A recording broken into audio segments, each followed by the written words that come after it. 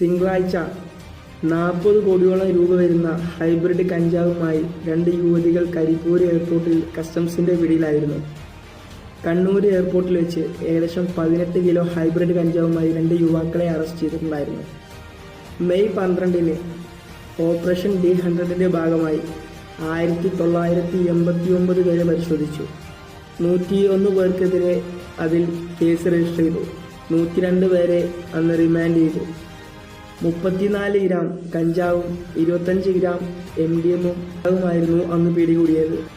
200 cycle പമ്പുകൾക്കുള്ളിൽ 24 kilo കഞ്ചാവ് കേരളത്തിലേക്ക് എത്തിച്ചിരുന്നു.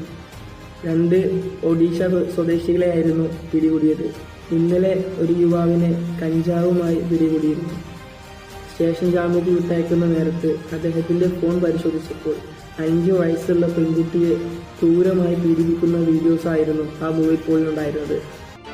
ഇനിയും എത്ര അമ്മ പെങ്ങന്മാർ, ഇനിയും എത്ര അച്ഛന്മാർ, ഇനിയും എത്ര കുടുംബങ്ങൾ പ്രതികരിക്കാൻ കഴിവില്ലാതെ ലഹരി മാഫിയയെ ഭയന്ന് എത്ര കാലം ജീവിക്കും?